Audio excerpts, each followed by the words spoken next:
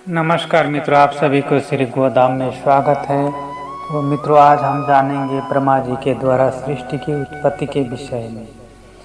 ओम जय सर्वमिदं व्याप्तं जगत स्थावरजंगमं ताधेनुं शिरसा वंदे भूतभव्यस्य मातरम्।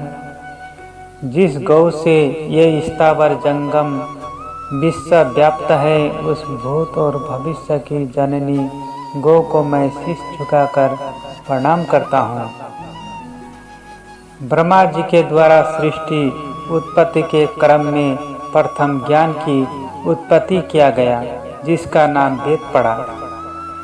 दूसरे चरण में अग्नि की उत्पत्ति किया गया, जिसका नाम यज्ञ अग्नि पड़ा।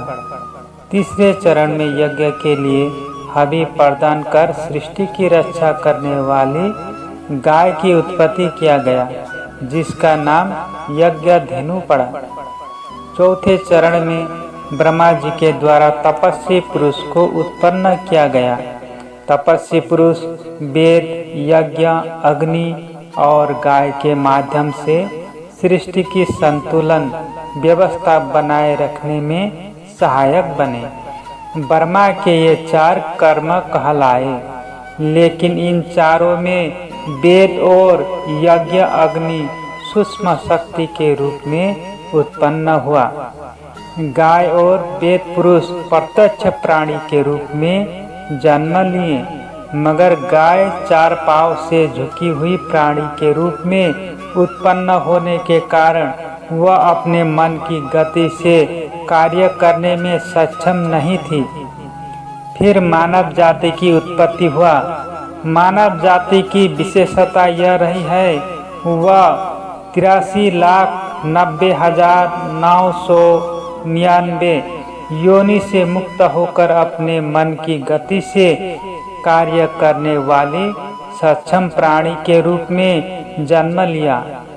मगर मानव जाति भोग योनि में जन्म लेने के कारण उपरोक्त इन चारों की मर्यादाओं को भंग करके सृष्टि को भोग करने में लग गए, जिससे सृष्टि के लिए विनाश की स्थिति उत्पन्न हो गई। तो ब्रह्मा जी ने सृष्टि की रक्षा के लिए वेद, यज्ञ, अग्नि और गाय का आधार बनाकर संपूर्ण मानव जाति पर प्रतिबंध लगाया, जिस प्रतिबंध का नाम धर्म मर्यादा दिया गया। इसीलिए संसार में मानव जाति को छोड़कर जितने प्राणी हैं, उन सभी के लिए धर्म नहीं बना है, उसके लिए कर्मफल भोग योनि बना है। मगर मनुष्य का जीवन धर्म से जुड़ा हुआ है, इसीलिए मनुष्य के लिए कर्मफल भोग योनि नहीं बना है। लेकिन मनुष्य जब धर्म को नहीं मानता है, तो वह अन्य पशु के तरह कर्मफल भोग योनि में चला जाता है, जिसे नरक कहा गया है। इसीलिए मानव के द्वारा धर्म मर्यादा का पालन किया जाना ही सर्वश्रेष्ठ कर्मफल कहलाता है। इस प्रकार ब्रह्मा जी के द्वारा समस्त मानव जाति को कर्म फल भोग योनि से मुक्ति दिलाने के लिए प्रमुख 7 लोक का निर्माण किया गया। वह 7 लोक की व्यवस्था इस प्रकार है।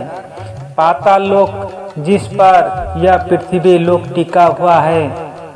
पृथ्वी लोक, जिस पर यह धर्मलोक, कर्मलोक और मृत्यु लोक सुव्यवस्थित है, जिसका अर्थ है इस पृथ्वी लोक में धर्म से जुड़कर कर्म किए जाने पर उसका जन्म मृत्यु दोनों सफल हो जाता है।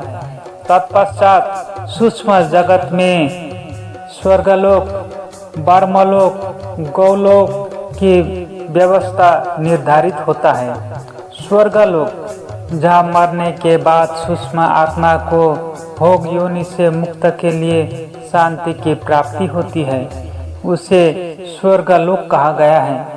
ब्रह्मलोक, जहाँ सूक्ष्म आत्मा को भोग योनि में रहते हुए उसके द्वारा किए गए कर्म फल के आधार पर उसके अगले जन्म का मार्ग प्रशस्त होता है। उसे ब्रह्मा लोक कहा गया है। गोलोक, जहाँ सूक्ष्म आत्मा पुनः जन्म मृत्यु के भाव बंधन से मुक्त हो जाता है, यानी कर्मयोनि का दुख व सुख उसे पुनः नहीं भुगतना पड़ता है, उसे गोलोक कहा गया है।